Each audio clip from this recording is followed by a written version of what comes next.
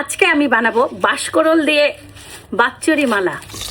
চাকমা অধিবাসীদের এটা অনেক ট্রেডিশনাল খাবারের মধ্যে অন্যতম। একবারে পাহাড় থেকে নিয়ে আসছি, বান্দরবান থেকে। পরিষ্কার করার পালা। এই যে এইভাবে করে ছিলে ছিলে নিতে হবে। দুই মাথাটাকে কেটে ফেলে দিতে হবে। এই যে এখানে সফট, একবারে ওদের মতন পরিষ্কার করে নিছি। এখন একইভাবে সবগুলো এভাবে পরিষ্কার করে নিব। এই যে বাঁশকরলের ভিতরটা এইরকম থাকবে, এটাকে একটু চামচ দিয়ে আস্তে আস্তে করে ভিতরটা আপনারা এই যে এখন ফুকা করে নেবেন।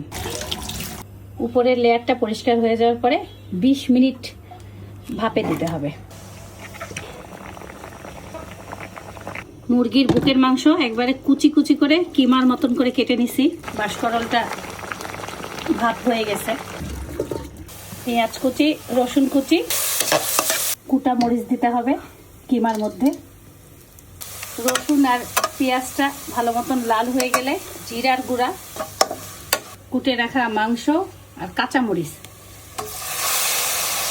চাকমারা শীতল দিয়ে রান্না করে, আপনারা এইভাবে যে কোনো মাংস যে কোনো মশলা দিয়ে রান্না করতে পারেন। হলুদ, লবণ, ভাজা ভাজা করে রান্না করে নিতে হবে। এভাবে করে পুরগুলোকে ভরে ফেলতে হবে। দুই একটা বাঁশকরল খুলে গেছে কিমা ঢুকাতে গিয়ে, তখন আমি একটু সুতা দিয়ে পেঁচিয়ে নিছি। উপর দিয়ে দিয়ে দিতে হবে লবণের ছিটা।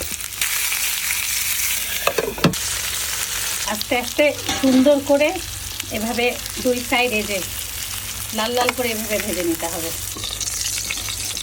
বাঁশকরলগুলো এরকম ভাজা ভাজা হলেই পুরোপুরি হয়ে গেছে। আর নামানোর আগে সাওয়ারাম পাতা দিতে হয়। আমার কাছে সাওয়ারাম পাতা নেই, আমি পাহাড়ি ধনিয়া পাতা দিব।